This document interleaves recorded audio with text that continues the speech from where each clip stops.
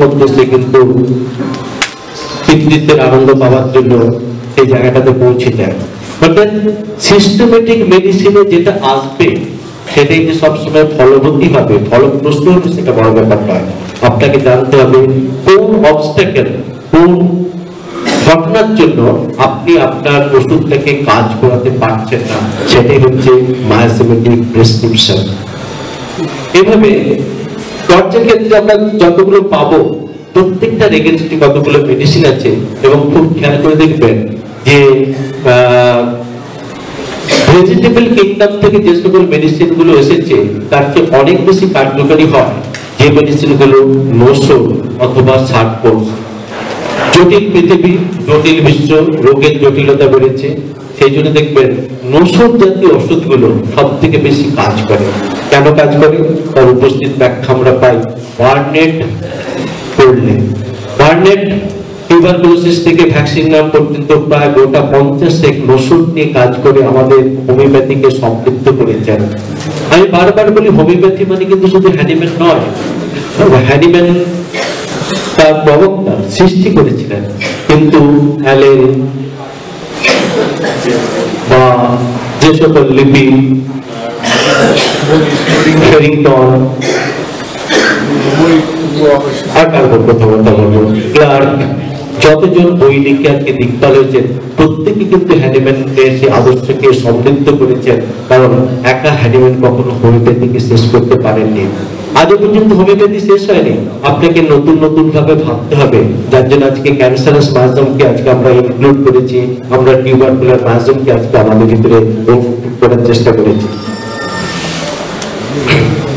এবার আমি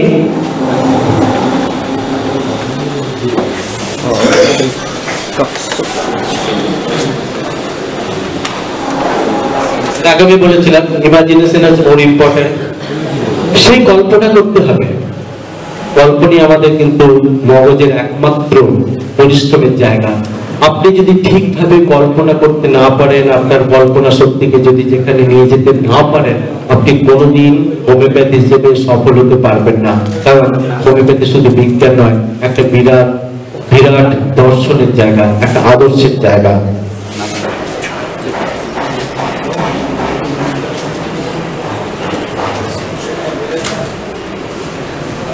আমরা প্রেসক্রিপশনের কতগুলো স্টাইল, আমরা জিজ্ঞাসা করি রোগীকে আপনি কি করেন, মানে আপনার প্রফেশন কি। আমরা যে উত্তর পাই তা থেকে কিন্তু ঠিক মায়োসিমেটিক প্রেসক্রিপশন সম্ভব হয় না। কেন? কারণ বেশিরভাগ লোক যে কাজটা করে সেটা তার অনিচ্ছাতেই করে। কি করেন? মাস্টারি করি। মাস্টারিতে চেয়েছিলেন না, বাবার ব্যবসা আছে, আমি ঠিক ব্যবসাটা মনোযোগ লাগাতে পারলাম না, আমি তাই এটা করলাম। আপনি কি সন্তুষ্ট আপনার প্রফেশন নিয়ে? না, এটা চাইনি, পেয়েছিলাম অন্য একটা কিছু।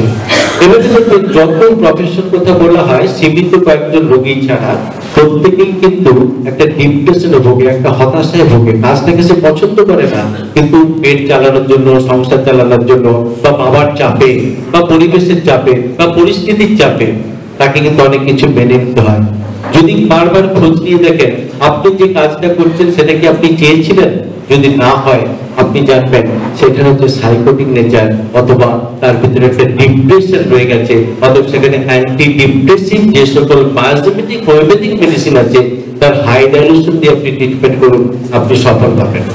কিন্তু আমি যদি জিজ্ঞাসা করি দাদা আপনার হবি কি, শখটা কি, যেটা ভিতরে মানুষ সম্পূর্ণভাবে দাঁড়িয়ে আছে প্রচ্ছন্ন অথবা প্রকট অথবা প্রচ্ছন্ন ভাবে, তাহলে কিন্তু আপনি সরাসরি খুঁজে পেয়ে যাবেন রূপটা কোন মায়াজমের অন্তর্গত। আপনাকে প্রশ্ন করতে জানতে হবে যে আপনি কি প্রশ্ন করলে আপনি সেই চাবিকাঠিটা খুঁজে পাবেন, মানুষটার ভিতরে ঢোকা, সমস্ত রোগকে ভেদ করে এমন একটা ওষুধ দেবা যেটাতে আর কোনো ডাক্তারবাবু দিতে পারেননি। দেখবেন হবি কি, কি চান, কি করতে চান?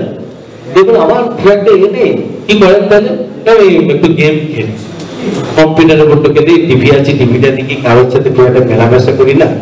যদি দেখেন তাহলে দেখছি, দেখুন শরীর মাঝে রোগীরা সব থেকে বেশি টিভি দেখতে পছন্দ করে, ভিডিও দেখতে পছন্দ করে, তারা সিনেমা দেখতে পছন্দ করে, তারা রিডিং পড়াশোনা করতে পছন্দ করে, তারা গেম প্লে খেলে এবং তারা কার্ড নিয়ে বড় চিন্তা ভাবনা করে।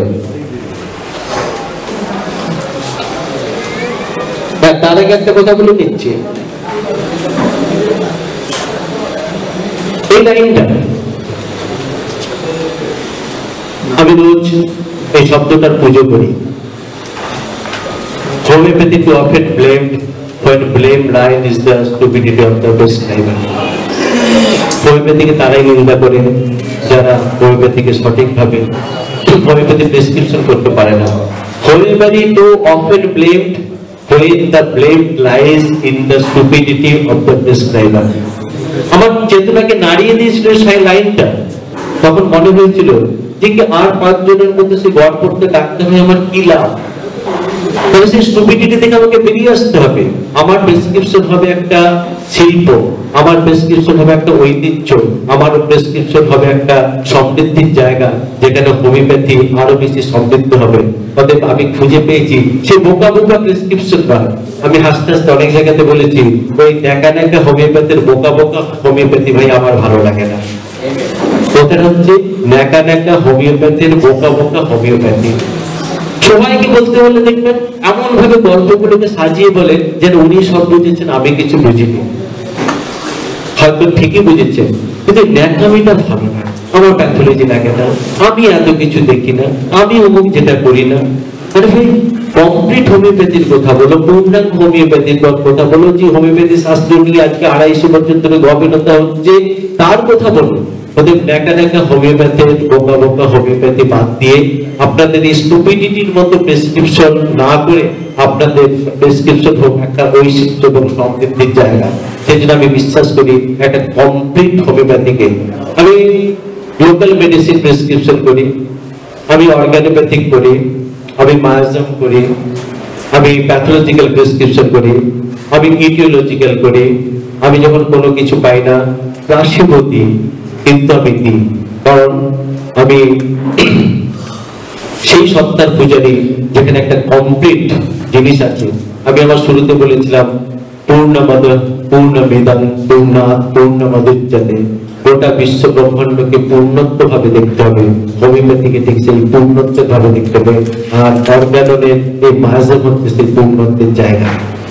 সাইকোসিসে ঢুকিয়ে দেখবেন করবে আমি একটু জুয়া খেলতে ভালোবাসি, আমি ক্যাসিনো খেলতে ভালোবাসি, আমি ফার্স্ট রাইডিং, আমি প্রচন্ড পরিমাণে দ্রুত গাড়ি চালাতে ভালোবাসি, আমি প্রচন্ড কেনাকাটা করতে ভালোবাসি। শখ, এই শখগুলোতে কিন্তু আপনি চট করে পৌঁছে যেতে পারবেন সেই জায়গাটাতে যেখানে আপনি খুঁজে বেড়াচ্ছেন সেই মানুষের মনের চাবিকাঠি। আর সিফিলিস দেখবেন শিকার করা তাদের প্রবণতা বেশি, বক্সিং খেলা তাদের প্রবণতা বেশি, মার্শাল আর্টের ব্যাপার কাজে তারা তীরন্দাজ হতে চায়, তারা সিফিক মানে সমুদ্রে গিয়ে মাছ ধরতে চায়, তারা অ্যালকোহলিজম প্রচন্ড পরিমাণে মদে আসক্ত থাকে এবং তারা আর্মিতে যোগ দিতে চায়। আপনি যদি শুধু প্রফেশন নিয়ে জিজ্ঞাসা করেন কিন্তু আপনি প্রথমে ক্লু পেয়ে গেলেন যে ও মাঝের কোন জায়গায় দাঁড়িয়ে আছে। তারপর সে রোগীর স্টেজ অ্যান্ড স্টেট, ধরে বলি স্টেট অ্যান্ড স্টেজ দেখুন, আপনি বোঝার চেষ্টা করুন রোগীটা তার রোগের কোন জায়গায় দাঁড়িয়ে আছে, সেখান থেকে রিকভার করা সম্ভব হবে কিনা, এবং সেই রিকভার সম্ভব হবে যদি বুঝতে পারেন রোগীর ডিস্ট্রাকশন বা রোগীর প্রলিফারেশন বা রোগীর ইনসারেশনটা কত। আর টিউবারকুলার তার ভিতরে সবসময় দেখবেন ক্রিয়েটিভ অ্যাক্টিভিটি, ট্রাভেলিং, প্রচন্ড ঘুরে বেড়ানোর ইচ্ছা। দেখবেন টিউবারকুলিনাম, ব্যাসিলিকাম এবং calcarea phos, one of the threes medicines of tuberculinum, tubercular diathesis, তাতে দেখবেন প্রচন্ড পরিমাণে ঘুরে বেড়ানোর জায়গা। এই ধরনের চাকরি পছন্দ করেন, বেশ ঘুরে বেড়াবো। আপনি কিন্তু সে প্রথমে কিন্তু একটা ক্লু দিয়ে বেরিয়ে গেল যে সে টিউবারকুলার মাঝে ঢুকি। আপনারা প্রশ্ন করতে শিখুন কি তার ছেলে কি করে আর বলবে না পছন্দ হয় দিনরাত টোটো করে ঘুরে বেড়াচ্ছে, ঘরে ফিরে এসে দিনরাত শুধু গান শুনছে। আপনি জেনে রাখুন সে টিউবারকুলার রোগী। সে সমুদ্রে মাছ ধরতে যায় কি সিফিলিটিক মাছ, কিন্তু সে দিদি বলে আমি লেকে মাছ ধরতে, নদীতে বা ছোটখাটো জায়গা মাছ ধরতে পছন্দ করি বা সাঁতার কাটতে পছন্দ করি, তখন সেটা হচ্ছে টিউবারকুলার। ওদের অকুপেশনের মধ্যে লুকিয়ে আছে মায়াজমের প্রথম চাবিকাঠি। আপনারা সেই অকুপেটিভ জায়গাটাকে আপনারা খোঁজার চেষ্টা করুন, দেখবেন আপনারা সহজেই পৌঁছে যেতে পারছেন আপনার মায়ামেটিক প্রেসক্রিপশনের একটা সুন্দর জায়গায়।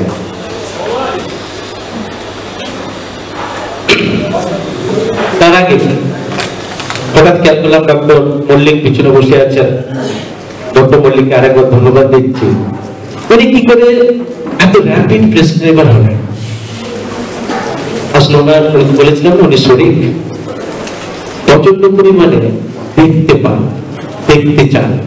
তো কটা চোখ আছে জানি না, তবে উপলব্ধি জ্ঞান আমার থেকে কিন্তু 100 গুণ এগিয়ে আছেন। আমি যেটা কালকে বুঝি উনি সেটা আজকে বুঝেন। আমি যদি টিউবলাইট হই, উনি হচ্ছে যে সার্চিকের জায়গা যেখানে সঙ্গে সঙ্গে বুঝে দিতে পারেন। উনি রোগী দেখার সাথে সাথে বুঝেন রোগীটা কিসের। কি করে বুঝেন জানেন?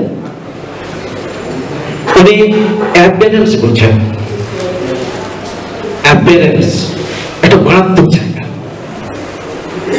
একটা যদি সেটা ভুল হতে পারে, একটা র্যাকেট ফিলোসোফার দেখে আপনি অন্য কিছু ভাবতে পারেন। যদি দেখেন প্রচন্ড চুলকানি ইস্ততস্তত ব্যক্তি, যদি বুঝেন সে আনহেলদি, যদি বুঝেন তার মন এবং শরীরে বিশাল ভাবে জ্বালা জ্বালা জ্বালা, তাহলে দেখবেন সেটা কিন্তু শরীর নেচারের রোগী। সে যখন ভুগছে, গায়ে বাইরের চুলকানি আমরা দেখতে পাই না, কারণ আমরা জামা কোট প্যান্ট পরে বসে আছি, কিন্তু তার চুলকানি এটা কোথায় না, তার মনে। কিসের চুলকানি? কিছু জানা। ডাক্তার কথা ফিস না, ডাক্তার উপভোগ করে, ডাক্তার আপনারটা সেরেছে কিনা, উপভোগ কিনা, ততক্ষণ শরীর আপনারটা সেরে গেছে। আমার যে অবস্থা বলে দিলে সুন্দর রিদিম ভাবে চলে। সাইকোটিক দেখবেন হাইপার সেন্সিটিভ এবং প্রচন্ড পরিমাণে বেশি থাকে। আর যেখানে কখনো বেশি কখনো কম, প্রত্যেকটা 5 নাম্বার বিট অফ হচ্ছে, কি 7 নাম্বার বিট অফ হচ্ছে, বা হঠাৎ 3-4টে চলে গেল, আবার কিছুটা থেমে গেল। তাদের কোঅর্ডিনেশনের যেখানে অভাব, সেখানে কিন্তু থেকে যাচ্ছে সিফিলিটিকের ব্যাপার। আর অল্টারনেট যদি কখনো পান কার্ডিয়াক ট্রাবলসে, তাহলে যেটা দেখবেন সেটা হচ্ছে টিউবারকুলার। শরীরের ভিতরে আমরা পেয়েছি ল্যাক, পেয়েছি স্ক্যান্টিনেস, পেয়েছি লেপস, পেয়েছি অ্যাবসেন্স, পেয়েছি উইকনেস এবং হরিবিলিটি। আর সাইকোটিকের ভিতরে পাই সবকিছু রেস্টলেসনেস, এক্সেস এবং একটা ডিপ্রেসিভ কোয়ালিটি।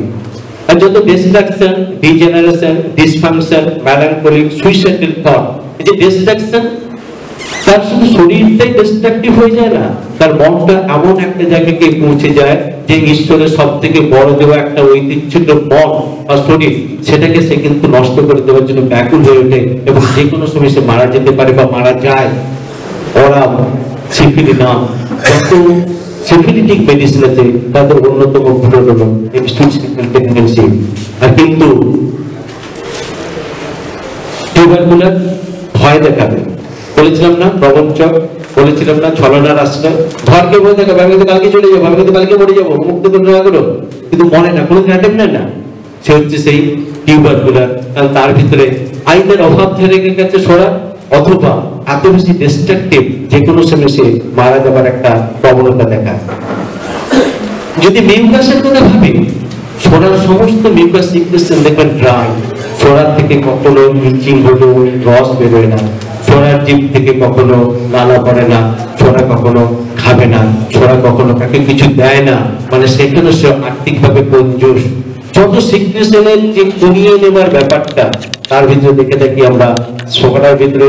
আর যদি দেখি সিকনেসের এক্সেস পরিমাণে হচ্ছে, তাহলে সেটা জানবো সাইকোটিক।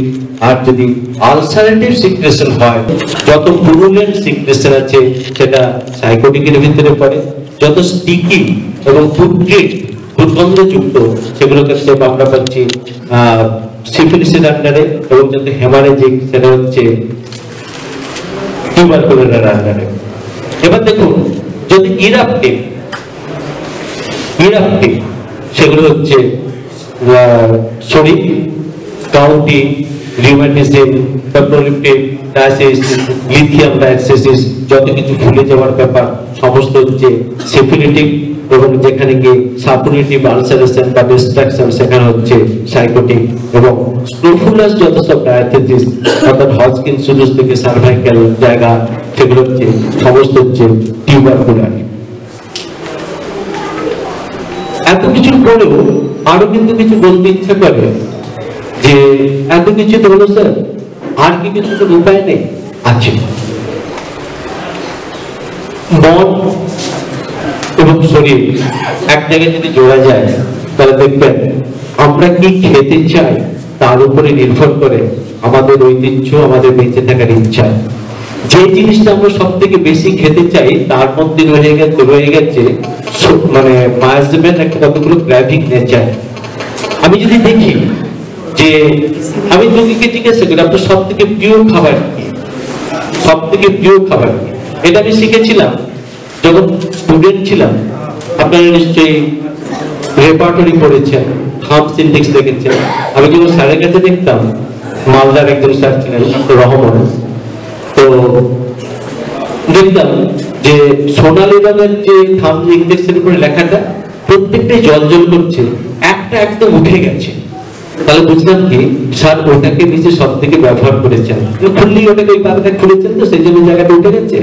উনি জিজ্ঞাসা করতেন ড্রাইভিং ডিজায়ার, ভাই তুমি কি খেতে পছন্দ করো? তো স্যার বলে পৃথিবীর সব থেকে সহজতম উত্তর হচ্ছে ও কি খেতে পছন্দ করে, সব থেকে আগে বলতে পারবে। বেরোলে তুমি কি খাও? মাঝে মাঝে কনফিউশন দেখা দেয়, তখন তার একটা উত্তর আছে। তখন দেখা যাচ্ছে কি যে সকল ব্যক্তিরা ভাজা জিনিস, মিষ্টি জিনিস, fat food, acid, pickles, sour এবং ইনডাইজেস্ট ফুড, মিট এবং ঘি খেতে পছন্দ করে তারা ডেফিনেটলি শ্রমিক। আমি জেনে নিতে চাই কি খেতে পছন্দ করো? তেমন বেশ ভাজাভুজি, বেশ মিষ্টি, বেশ ফ্যাট বেশ চর্বি জাতীয় জিনিস, অ্যাসিড আচার জাতীয় জিনিস, সাওয়ার, টক, ইনডাইজেস্টেবল। খোঁজে দেখলাম কেন না, তো সব সহ্য হয় না, কি করবো না, কিন্তু এত লোভের ব্যাপার আমাকে খেতেই হবে। মিট, মাংস এবং ঘি, এইগুলো হচ্ছে শরীর নেচারের। সাইকোটিক দেখুন অ্যালকোহল পছন্দ করে, আপনারা বলবেন সিফিলিটিক, আসলে শরীর খুব সাইকোসিসে পছন্দ করে, তারা পছন্দ করে বিয়ার, তারা salt, hot food, cold food, warm food, fat, meat এবং ফিশ। সিফিলিস কিন্তু মাত্র পছন্দ করে অ্যালকোহলিজম, চা, কফি এবং টমেটো। প্রচন্ড নেশাসক্ত, শরীর কতটা নেশাসক্ত না, সে একাধিন খায়, ছেড়ে দিতে বলে ছেড়ে দিতে পারে, কিন্তু সিফিলিটিক তার সেই ডিস্ট্রাকটিভ, আসলে তার ভিতরে এত বেশি ডিস্ট্রাকশন, সে জানে তার ক্ষতি হয়ে যাবে, তবু সে তা থেকে কখনো বিরত হতে পারে না। স্বভাব চরিত্রের মধ্যে লুকিয়ে থাকে মায়াজমের চাবিকাঠি। আর টিউবারকুলার ও সব থেকে বেশি খতরনাক জায়গা। Meat, potato, salt, hot, cold এবং এমন জিনিসগুলো যেগুলো খেলে তার শরীর খারাপ করে। যদি কখনো রোগী বলে অ্যালার্জি হচ্ছে খান কেন, না খেয়ে থাকতে পারে না, এটা হলে খান কেন, প্রায় অসুস্থ হচ্ছে এবং সেই জিনিসকেই সে অসুস্থ হচ্ছে যেটা খেলে তার সহ্য হয় না, আপনি তাকে অতি অবশ্যই হাই ডোজের টিউবারকুলিনাম দিন, দেখবেন তার সেই প্রবণতাটা যাবে যাবে এবং যাবে। তারপরে প্রশ্ন থেকে যায় যে ডিসঅ্যাডভান্টেজ বা আমরা যেটা বলছি অ্যাভারশন, একদম খেতে পছন্দ করি না। দেখবেন শরীর রোগীরা মিট, মিল্ক, বয়েল এবং কোল্ড ফুড খেতে কখনো পছন্দ করে না। সাইকোসিস spicy, milk, meat, vegetable leaf এবং অনিয়ন, ফ্রুট জুস এগুলো সে পছন্দ করে না। সিফিলিসের ভিতরে কিন্তু রয়ে গেছে মাংস না খাবার প্রবণতা। টিউবারকুলার যতটা মাংস খেতে চায়, সিফিলিস কিন্তু মাংস খেতে চায় না। আর টিউবারকুলার পছন্দ করে না মিল্ক এবং মিল্কের প্রোডাক্ট। আমরা যদি এইভাবে এগোতে পারি তাহলে দেখবেন মায়াজমের তত্ত্ব যত পড়ুন আর না পড়ুন উপলব্ধি করুন, কিন্তু চাবিকাঠিটা রয়ে গেছে সেই জায়গাটাতে, যে জায়গাটাতে আমাদের প্রেসক্রিপশনের সব থেকে সহজ জায়গা।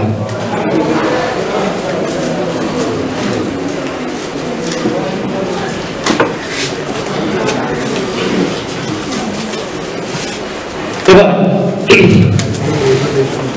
একটু আগে এই নোটটা করেছি কালকে, যখন ডক্টর মল্লিক বা ডক্টর কুমার ভট্টাচার্য তাদের লেকচারগুলো দিচ্ছিলেন, তখন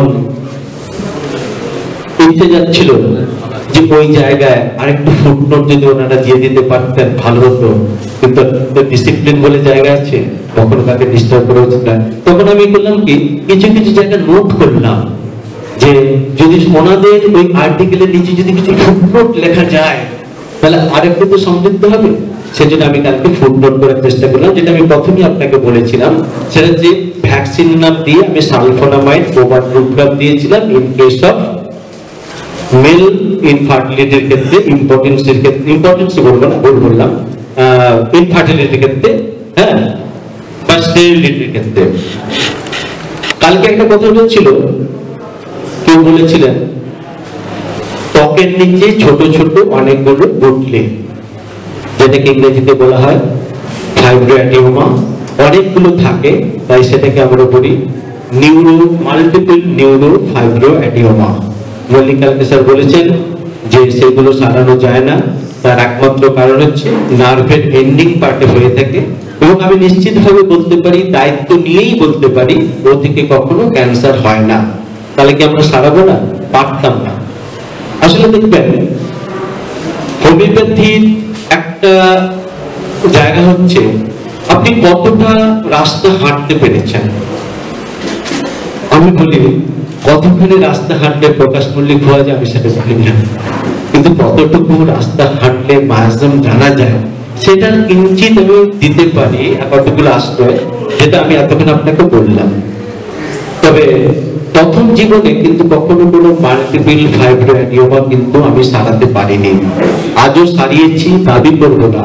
কয়েকজনকে কিন্তু রিমুভ করে গেছে। বলার উদ্দেশ্য কি, আমি শেয়ার করতে এসেছি, আমি যেটুকু জেনেছি আপনাদেরকে জানাতে এসেছি। আপনারা যা জানেন আমাকে জানান, যাতে হোমিওপ্যাথি সমৃদ্ধ হয়, হোমিওপ্যাথি যাতে আর মানুষের কাছে মাথা উঁচু করে দাঁড়াতে পারে, সেই জন্য আমি কখনো কোনো কিছু গোপন করি না। বড়ি মেট্রোমেটিকা, যেটাকে আমি সব থেকে সমৃদ্ধশালী মেট্রোমেটিকা বলে মনে করি, কারণ তাতে প্রচুর মেডিসিন আছে, সহজে টেবিলে রাখা যায়, সহজে পাওয়া যায়। তাতে দেখবেন দুটো জায়গায় এই মাল্টিমিডিয়ার কথা ব্যবহার বলা হয়েছে। এক নম্বর হচ্ছে মেডিসিন ক্যালি আর্স, 2 নম্বর লেখা আছে ম্যাগ বার্ড। তাহলে মায়োজেমেটিক ব্যাকগ্রাউন্ডে বা ইনহেরিটেড ডিজিজ গুলো যেভাবে বংশ পরম্পরা এসেছে, আপনি যদি তার এগেইনস্টে একটা হাই ডাইলিউশন মিনিমাম সিএম যদি ফ্রিকোয়েন্টলি 2 ডোজ দিতে পারেন এবং তারপরে যদি সিলেক্টেড মেডিসিন দিতে পারেন, আমি আশা রাখবো আপনাদের কাছে যে আপনারা অন্তত আমার মতো সফল হবেন নিউরো ফাইব্রোঅ্যাডিনোমার ক্ষেত্রে, অর্থাৎ ফুজা বা ওই সমতুল কার্সিনোসিন হোক, যাই হোক, বা লাইসিনের মতো মেডিসিন। লাইসিন এখানে একটু আলোচনা করি, লাইসিন একটা মারাত্মক ওষুধ। যদি ক্যালিয়ার বা ম্যাকগার ব্যবহার করে থাকেন তাহলে কিন্তু উপলব্ধি হয়। ম্যাকগার বলতে কি একটা কথা মনে পড়ে গেল।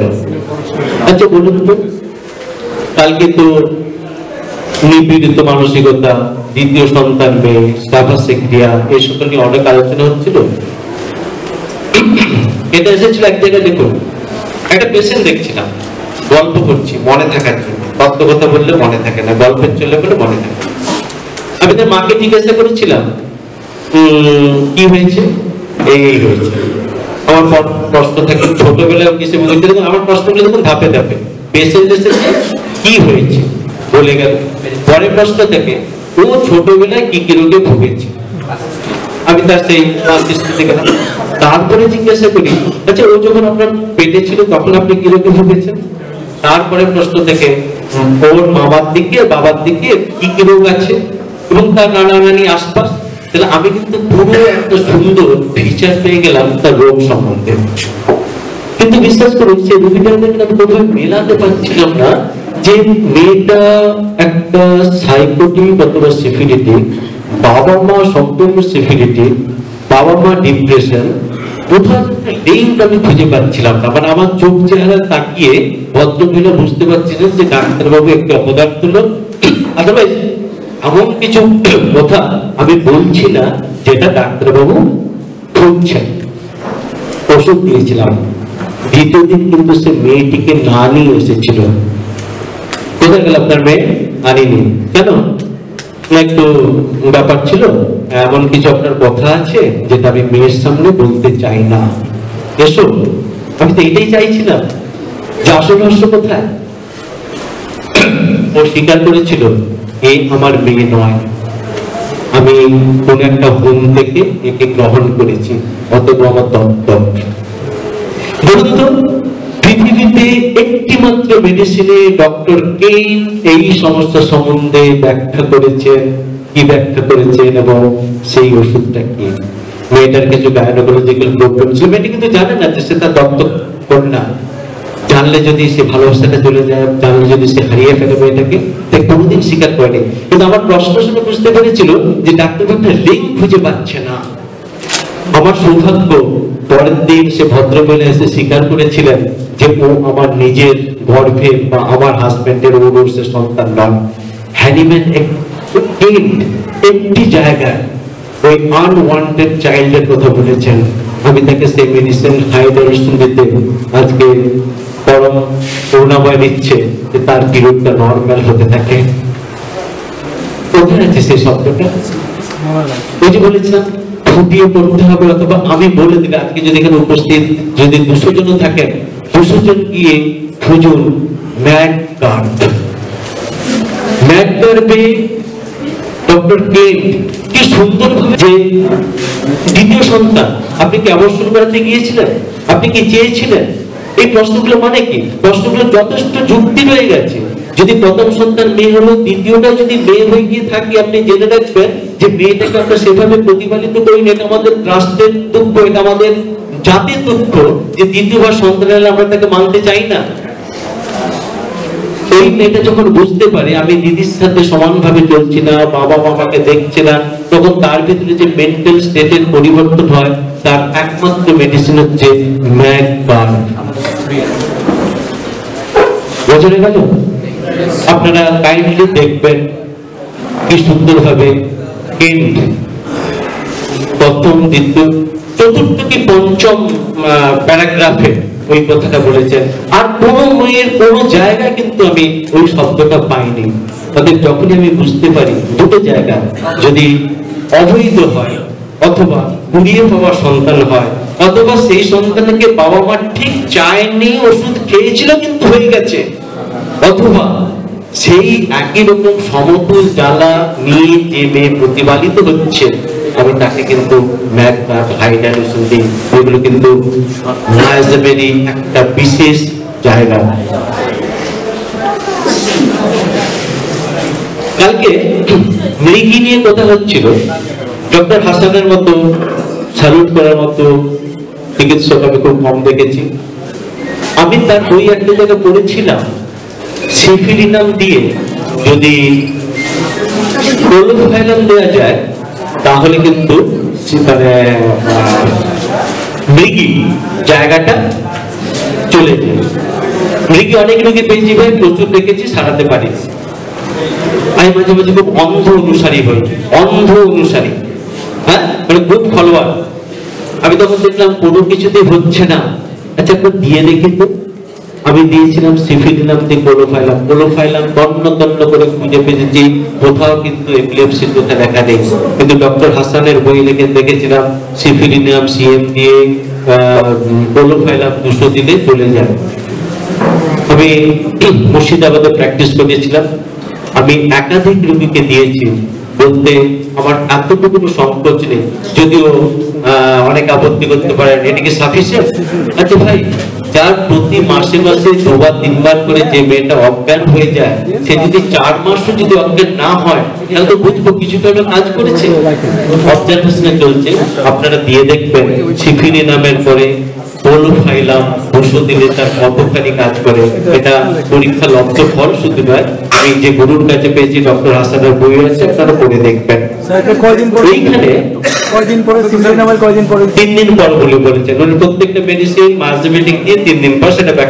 অনলাইন হোমিও বুক স্টল বিশ্ববিখ্যাত বিজয়েন পাবলিকেশনস এর অরিজিনাল ইংরেজি বই সহ বাংলা ভাষায় মুদ্রিত ও বিভিন্ন লেখকের রচিত ইন্ডিয়ান ও দেশি প্রিন্টের materia medica, organon, chronic disease, therapeutics, anatomy, physiology, practice of medicine ইত্যাদি হোমিওপ্যাথি ও হোমিওপ্যাথি টেক্সট বইয়ের বিপুল সম্ভার ঢাকার ভিতর অর্ডার করলে ঘরে বসে বই পাবেন। এছাড়া ঢাকার বাইরে কুরিয়ারের মাধ্যমে দ্রুততম সময়ে বই পাঠানো হয়। যোগাযোগ 01912150642, 01612150642 এবং 01316202242। বিকাশে টাকা পাঠানোর জন্য বিকাশ পার্সোনাল নম্বর 01831800030। প্যাথোলজিটাই হচ্ছে সিফিলিটিক মায়াজম অথবা টিউবারকুলার মায়াজমের একটা বিশেষ অবস্থা। বিজ্ঞানের ভাষায় যখন আমরা যেটাকে উপনীত হতে পারছি না তার আগের স্টেজটাকে বলা হচ্ছে মায়াজমেটিক কন্ডিশন, এবং আমরা যদি ঠিক সেইভাবে সেই মায়াজমেটিক মেডিসিন গুলোকে দিতে পারি তবে কিন্তু আমরা চেঞ্জ করতে পারবো। একটু আগে বলেছিলাম যে মাথায় টিউমার, ব্রেস্টে টিউমার, ওভারিতে সিস্ট বা পায়ে পড়া পড়ে যাওয়া রোগ দুটাই হলে হ্যানিম্যানিয়ান দৃষ্টিতে বা হোমিওপ্যাথির দৃষ্টিতে একই। আপনাদেরকে কিন্তু আরেকটু ভাবতে হবে। নতুন ভাবে যদি ভাবতে না পারেন তাহলে কিন্তু কখনো হোমিওপ্যাথিতে তো উন্নতি হবেই না, আপনি ব্যক্তিগতভাবে কখনো উন্নতি করতে পারবেন না। যদি তর্ক করেন হ্যানিম্যানের কোথায় লেখা আছে, কোথায় কোন বইয়ে পেয়েছো, তাহলে কিন্তু হোমিওপ্যাথি এগোবে না, আপনি এগোতে পারবেন না। আমি একটা সেমিনারে প্রথম সিটে বসেছিলাম, এক ভদ্রলোক অ্যানালাইসিস করতে গিয়ে বললেন যে চোটটা লেগেছিল, আমি সঙ্গে সঙ্গে আর্নিকা মাদার টিংচার মাথায় লাগিয়েছি, সে কমে গেল। পাশের ভদ্রলোক আপত্তি তুলে বলল হ্যানিম্যানের কোথায় ওটা লেখা আছে। সব কথাই যদি হ্যানিম্যানের কোথায় লেখা আছে বলে উত্তর দিতে হয় তাহলে আমাদের কিন্তু এই সেমিনারের কোনো দরকার নেই, তাহলে আপনি শুধু হ্যানিম্যানেই পড়ে থাকুন।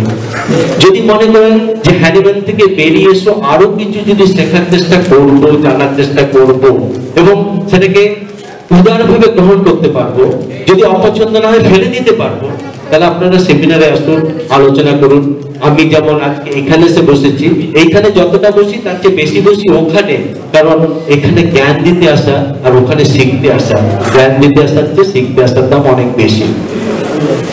আমি যখন ক্লাস 6-এ পড়ি হঠাৎ আমি খেয়াল করলাম আমার মাথার প্রচন্ড চুল উঠে যাচ্ছে। আমি স্নান করার পর আমি কখনো টাঙ্গি মানে চিরুনি দিতে পারতাম না। মামাকে বললাম, মামা ডাক্তার, মামা আমার চুল উঠে যাচ্ছে, মেজাজ গরম হয়ে যাচ্ছে। আমি পরশু থেকে দেখতে আমার প্রচন্ড চুল উঠছে। ও তাই? কাজ করতো আর্নিকা আছে কিনা, সরি চায়না আছে কিনা, আছে, কাজ করে 1 কাপ জলে 30-1 ফোঁটা দিয়ে লাগিয়ে দিত। বললে বিশ্বাস করবেন না, আমি 3 দিন লাগিয়েছিলাম, তারপর আমার কোনো চুল উঠেনি। এটা যেটাকে উঠেছে এটা আমার পিতৃপ্রদত্ত, আমাদের বংশে টাক আছে, আপনার বয়স 60 হতে চললো, এখনো হয়নি, মানে ভালো আছে। এবার আপনি যদি বলেন চায়না 30 লাগালে কোথায় লেখা আছে, আমি উত্তর দিতে পারবো না। মামা বুঝেছিলেন চায়না 30 জলের যদি 2 বার করে লাগানো যায় ওর কমে যাবে, আমার কমেছে। এটা যদি হোমিওপ্যাথি হয়, এটা যদি অর্গানন হয়, এটা যদি মায়াজমেটিক হয়, আমি এই জিনিসটাকে সিদ্ধান্ত নিতে আমি রাজি আছি। যেমন মনে করুন ওয়াইজ প্যাটার্ন, ওয়াইজ প্যাটার্ন বলে একটা ওষুধ আছে, চুলের খুব ভালো ওষুধ, এক্সটার্নাল আমরা ইউজ করি। কত করে জানেন power? 200। Y's pattern right sided হার্নিয়ার একটা খুব ভালো medicine. Y's pattern right sided হার্নিয়ার একটা খুব ভালো মেডিসিন। সিম্পটম প্রচন্ড, একটা সিম্পটম মানে কিন্তু হেরে যাবার লক্ষণ নয়। টোটালিটি অফ সিম্পটমে দেখবেন একটা সিম্পটম কতখানি গুরুত্বপূর্ণ সেটা নিয়ে অনেক সময় আলোচনা হবে। অতএব মায়াজমেটিক অ্যানালিসিসটা আমি আশা করি যেভাবে আপনাদেরকে আমি বললাম কিছুটাও যদি উপলব্ধি করতে পারেন তাহলে সব থেকে আগে জানুন যে সে কোন মায়াজমে। তারপরে বার্নেটকে ফলো করুন। বার্নেট যিনি প্রায় 50টার মতো ওষুধ আমাদেরকে উপহার দিয়েছেন, তার অর্গানোপ্যাথিক মেডিসিনের জায়গাগুলোকে পড়ুন। দেখবেন যে অর্গান থেকে যে ওষুধগুলো হয়েছে মলিকুলার ক্যারেক্টারিস্টিক্স মেনে দেখবেন সেই ওষুধগুলো সেই অর্গানের ভিতরে সব থেকে বেশি এবং সব থেকে দ্রুত কাজ করে। যার জন্য যদি আমরা বা আমি যদি কিডনি স্টোনের রোগী পাই, আমি সত্যি কথা বলছি, আমি দেখি তার মায়াজাম কি, যদি সাইকোটিক মায়াজাম হয় ওষুধ হিসেবে মেডোরিনাম দিই, মাত্র 1 থেকে 2 ডোজ তার মায়াজামেটিক স্টিগমা কাটানোর জন্য। তারপর সিলেক্টেড মেডিসিন করি, সেটা ওই প্যাথোলজিক্যাল হবে কি কোন হবে সেটা আমি জানি না, তবে ইটিওলজি মেনে যখন দিই তখন আমি প্যারাথাইরয়েডিনাম ইউজ করি। কারণ প্র্যাকটিস অফ মেডিসিন যদি মন দিয়ে পড়েন দেখবেন যে প্যারাথাইরয়েডিনাম হরমোনের অভাবে সব থেকে বেশি কিডনি স্টোনের প্রভাব হয়। অতএব আমি যদি তার সেই জায়গাটাকে রিকভার করে দিতে পারি, প্রথমে অ্যান্টিবায়োটিক মেডিসিন, তার বংশ পরম্পরা রোগটাকে শান্ত করা, এবং যে ঘাটতির জন্য রোগীটা রোগগ্রস্ত হয়েছে আমরা যদি সেই মেডিসিনটা দিতে পারি,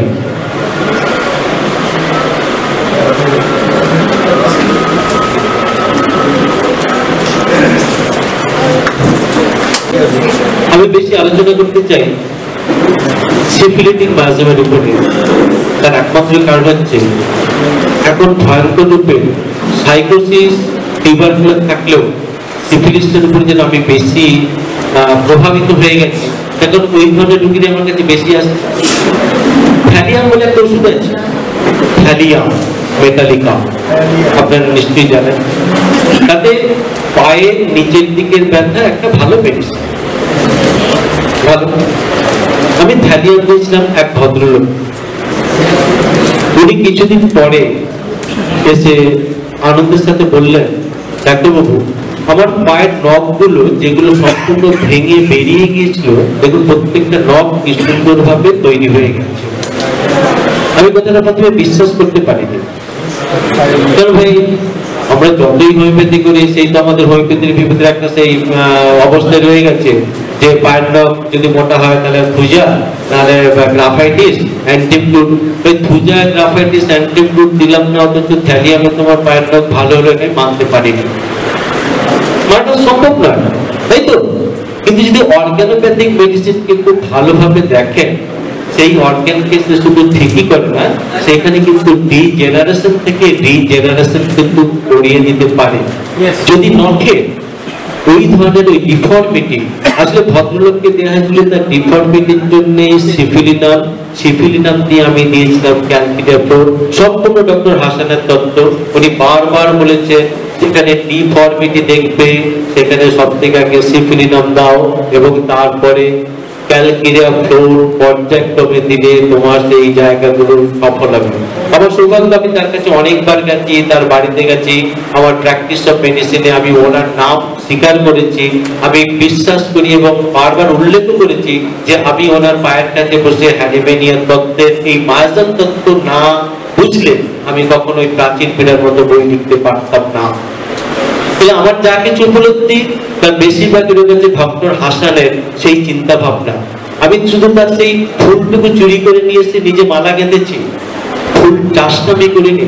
ফুল চাষ করেছেন আমাদের মতো বড় বড় লেখকরা যারা এতদিন হোমিওপ্যাথি নিয়ে গবেষণা করেছেন। আর আমার বড় সৌভাগ্য, আমি সেই বংশে জন্মগ্রহণ করেছি যেখানে একটা ফিলোসফিক্যাল জায়গা আছে, বাবা মামা এবং আমার দাদু সবাই পেতে যেহেতু হোমিওপ্যাথি নিয়ে প্র্যাকটিস করেছে, আমি সেই আদর্শটাকে চট করে নেবার চেষ্টা করেছি। বাংলা একটা কথা আছে যে পণ্ডিতের বাড়ির বিড়ালও নাকি পণ্ডিত হয়, আমি হচ্ছে সেই বিড়াল গোছের পণ্ডিত। হ্যাঁ, গ্রিন রুমে বসে শুধু সাজগুলো দেখে গেছি আর ম্যাজিক দেখে বেরিয়েছি, আর পরে যখন সময় পেয়েছি মাথা উল্টে দেখার চেষ্টা করেছি এর আসল রহস্যটা কোথায়। আর ওই বারবার আইনস্টাইনে আমি ফিরে গেছি, imagine is most important than knowledge. জ্ঞানের চেয়ে তুমি কল্পনা করো, সেই কল্পনা শক্তি তোমাকে ভর করে নিয়ে যাবে সেই ওই নিজের জায়গায়, সেই সাফল্যের জায়গায়।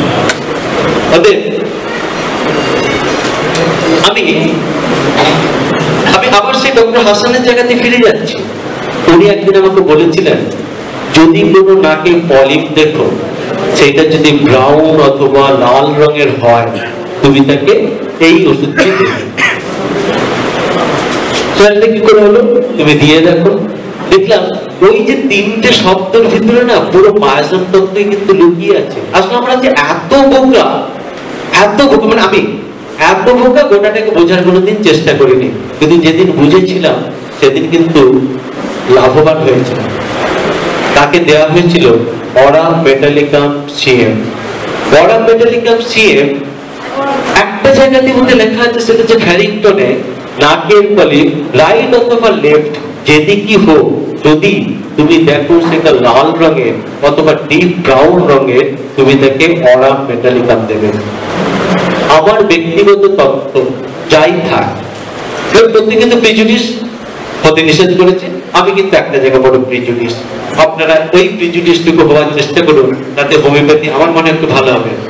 আমি যদি কখনো কোনো মহিলাকে দেখি অসম্ভব ধরনের ফর্সা, সোনার মতো বড়, দু ধরনের হয়, দুধের মতো সাদা ফ্যাকাটে বড়, কালচে বড়, লাবণ্যযুক্ত, একদম সোনার মতো বড়, যেন যেন মানে কি বলবো বললেন, আমি তাকে অরাম দিই।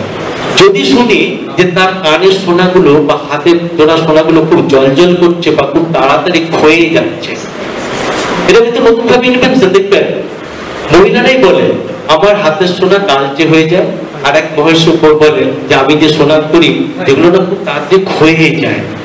ক্ষয়ে যাওয়া কথাটা শুনুন, ক্ষয়ে যাওয়ার ভিতরে লুকিয়ে আছে সেই রহস্য, সেখানে কিন্তু একটা ডিস্ট্রাকশন। ক্ষয়ে যাওয়ার ভিতরে রয়ে গেছে সেই সিফিলিস মাইজমের জায়গা, ক্ষয়ে যাওয়ার ভিতরে রয়ে গেছে অরামেন্টের সমস্ত নেচারগুলো। অতএব আমি যখন কোনো ফর্সা ধপধপে সুন্দর মহিলা যে কানে দুল পরেছে, যে হাতে সোনা পরেছে, যে উজ্জ্বল করছে, যদি আমি জানতে পারি যে তার হাতে সোনাগুলো সবসময় উজ্জ্বল হয়ে থাকে, আমি তাকে কিন্তু ব্লাইন্ডলি একটাবার অরাম মেটালিকাম দিয়ে আমি সফল হই।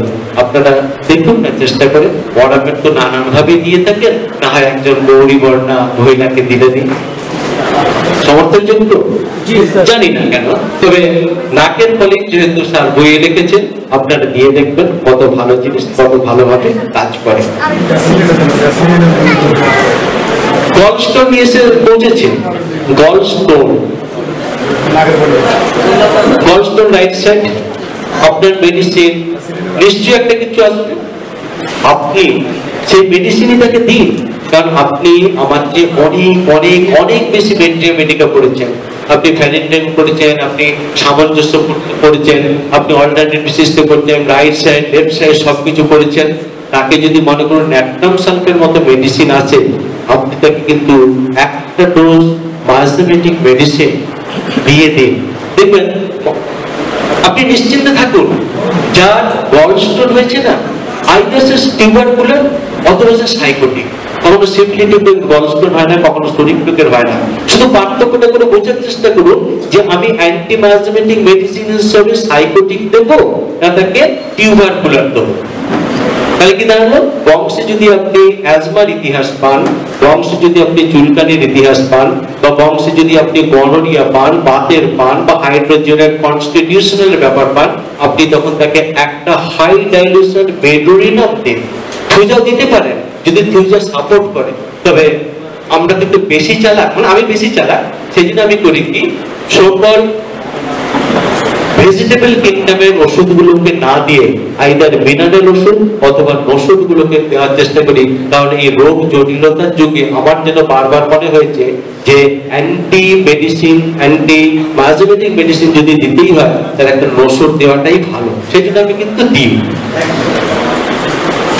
যেমন পেনিসিলিনের কথা উঠছিল, পেনিসিলিন ব্যবহার করা হয় টেস্টিস, টেস্টিসের যে কোনো যদি আজোস্পার্মিয়ার কেস পান, যেটা সালফোনামাইড কোভার প্রোডাক্টে, আমি কিন্তু ক্ষেত্র বিশেষে টেস্টিসের ব্যবহার করে থাকি। কারণ টেস্টিস বার্নেটের একটা অন্যতম আবিষ্কার, যেখানে টেস্টিস 3x অথবা 2x পাওয়া যায় না, 3x অথবা 3x দিলে খুব দ্রুতভাবে সেই জায়গাটাকে রিকভারি করতে পারে।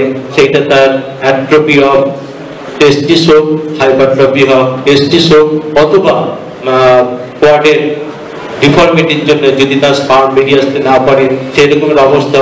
আলটিমেটলি যাই হোক, টেস্টিসের উপরে কাজ করে, যেহেতু টেস্টিস মেডিসিনটা সব থেকে বেশি আপনারা দেবেন।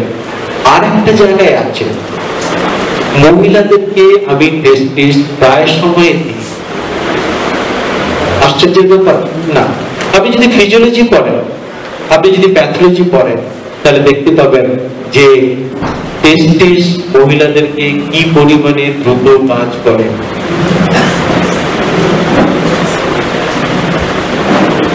টেস্টিভ বিবির যিনি প্রবক্তা আমাদের ভারতবর্ষে, আমি ঠিক এই মুহূর্তে নামটা মনে করতে পারছি না,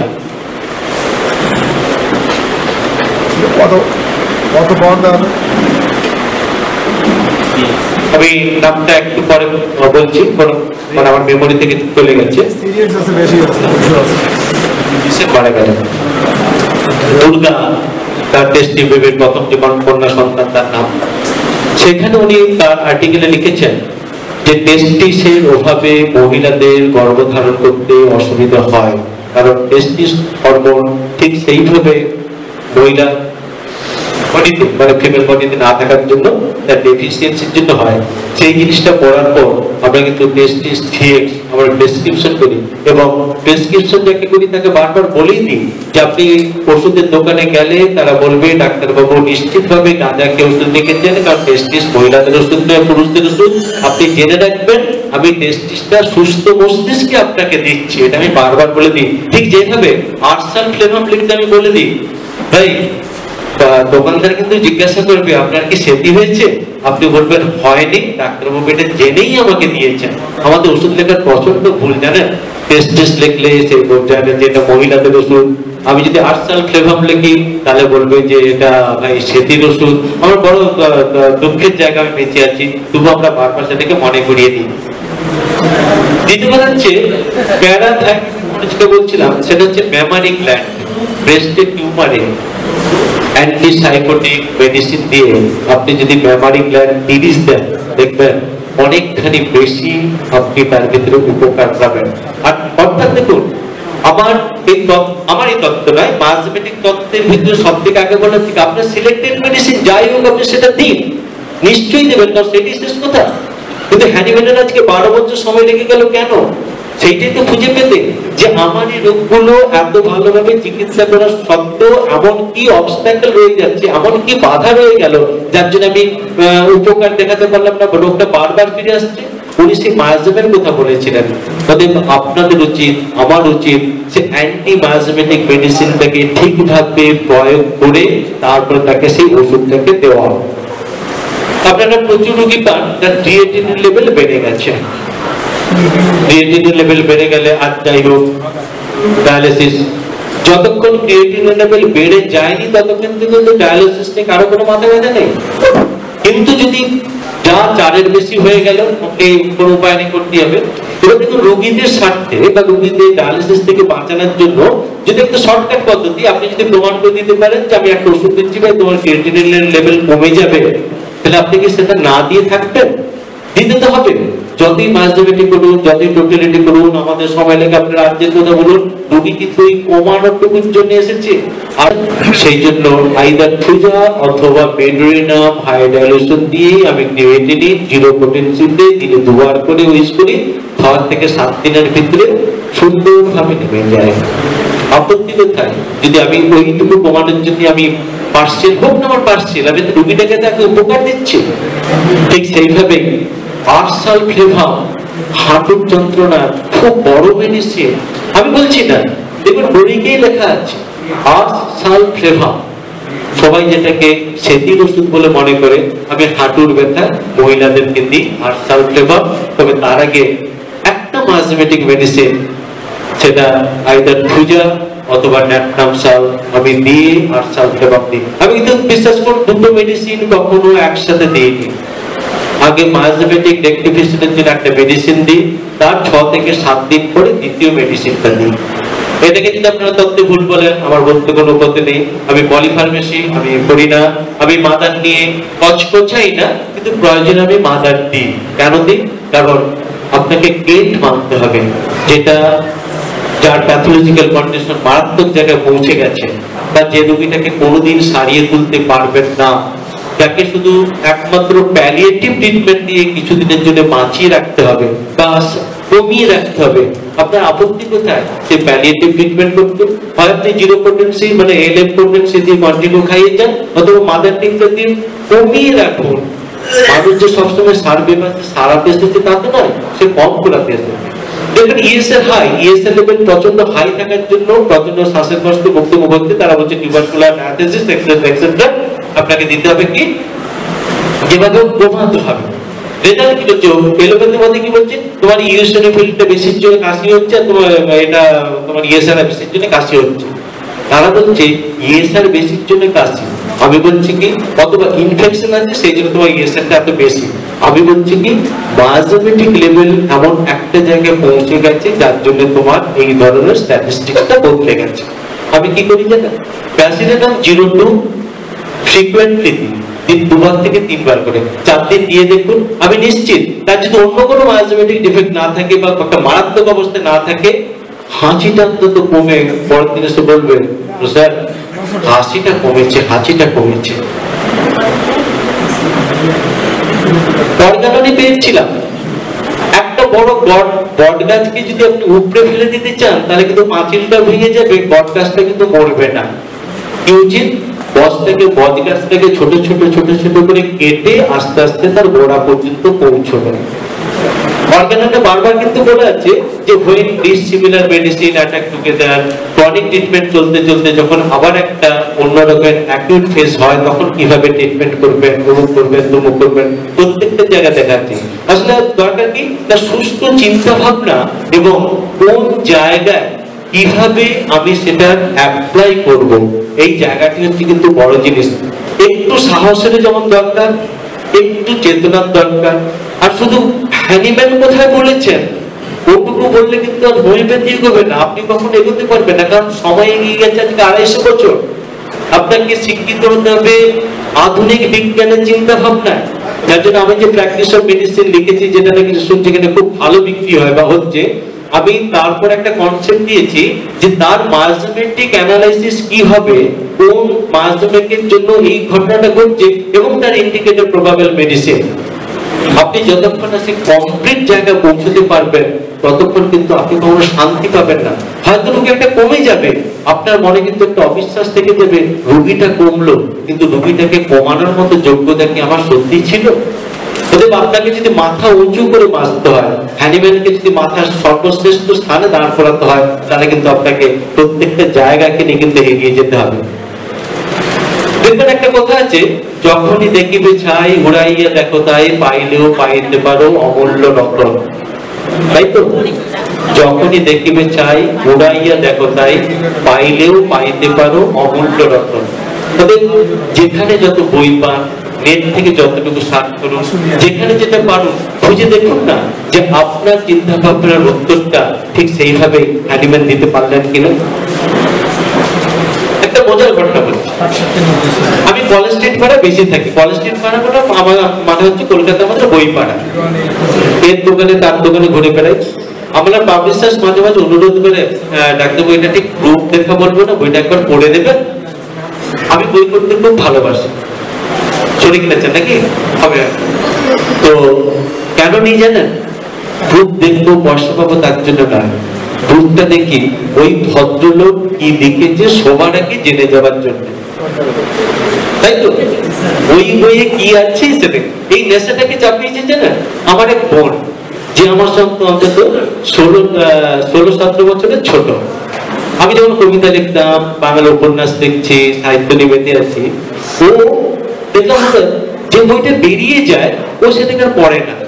তাহলে পড়েছো না, কিসে না করো তোমার তো ওই দিনই বলে, ছোট বড় মানে তো বলে 16-17 বছরের ছোট জানে তোমার কতটা ছোট। একদিন আমাকে গম্ভীর ভাবে বলছে যে বইটা বেরিয়ে যায় সেটা পাবলিক প্রপার্টি, বদলা। আমি যদি বদলা হই, বদলা এখনো বসে বদলা পাবলিক প্রপার্টি দেখতে চাই না, আমি অরিজিনালটা দেখতে চাই। আমি যে কেন? তোমার ম্যানুস্ক্রিপ্টটা দেখতে চাই, তুমি কোথায় কোথায় কেটেছো, কি সংযোজন করেছো এবং কি জিনিস বদলেছো। আমি আশ্চর্য হয়ে গেল, মানে বলে আমি গ্রিন রুমে থাকতে চাই, আমি দেখতে চাই তোমার মনের আসল জায়গাটা কোনটা। খুব চিন্তা করলাম, বাহ এটা একটু মজার খেলা। যে বই বেরিয়ে যায় সেটা নাকি পাবলিক প্রপার্টি, আর যেটা গ্রিন রুমে লেখা হয় সেটা নাকি বড়টার আসল জিনিস। তাই তো, আমি এক জায়গায় অদ্ভুত ভাবে বলেছিলাম একটা বইয়ের মানে কি বল, এটাকে কি বলে, দোষ ভুল হয়ে গেলে আত্মপক্ষ সমর্থন করে কৈফিয়ত দেয় না, আমি কৈফিয়ত দিতে গেছিলাম। ডাক্তারবাবু দাঁড়ান, কি হয়েছে? বইটা বেরিয়ে গেলে আপনার আর কিচ্ছু বলার অধিকার নেই, কারণ সেটা পাবলিক প্রপার্টি। ভুলটা আপনাকে মানতেই হবে। লেখার আগে ঠিক করেননি কেন? আপনি কি জনে জনে গিয়ে বলবেন যে আমি এই জায়গায় ভুল লিখেছি, আমি এই জায়গায় ভুল লিখেছি, আমার এটা বলা উচিত ছিল? কিন্তু সত্যি তো বই লেখার পিছনে যে এত মেহনত করতে হবে, এত চিন্তা ভাবনা করতে হবে, এটা তো কখনো ভাবিনি। চলুন তারা কি ঘটলো। তো এক ভদ্রলোকের রূপ দেখছি, প্রচুর ভুল থাকে। দেখলাম অ্যালুমিনাকে কোথাও লিখেছে অ্যালু, কোথায় অ্যালুমিনাম, যা ইচ্ছা। হঠাৎ একটা জায়গায় লিখেছে অ্যালাম, কেটেই যাচ্ছি। হঠাৎ 12 বার না 13 বার কাটার পর আমি ভাবলাম, আচ্ছা অ্যালাম বলে কি এত ভুল লিখেছিল ডাক্তারবাবু? অ্যালাম বলে তোমাদের কোনো ওষুধ নেই? পরে দেখলাম অ্যালাম ওষুধ আছে। আমি হতভাগ্য, আমি সেটা জানতাম না। অ্যালাম মানে হচ্ছে ফিটকিরি, যেটা আমরা গাড়ি কামানো করে দিই অ্যালাম। আমি জানতাম না, এটা আমার বোকামি, আমি 1 বছর আগের ঘটনা। সেজন্যই মাঝে মাঝে বলি, ওই উড়াইয়া দেখো তাই পাইলেও পাইতে পারো অমূল্য রতন। আমি বিজ্ঞানের ছাত্র সত্ত্বেও আমি ফটকিরি লিখেছি অ্যালাম, সেটা আমি ভুলে গিয়েছিলাম। আমাদের প্রত্যেকদিন জানতে হবে, কেউ ছোট নয়। একটা ছোট বইয়ের ভিতরে যে কতখানি রহস্য এবং কতখানি ভালো জিনিস রয়ে গেছে, সেটা কিন্তু আমাদেরকে বোঝা উচিত।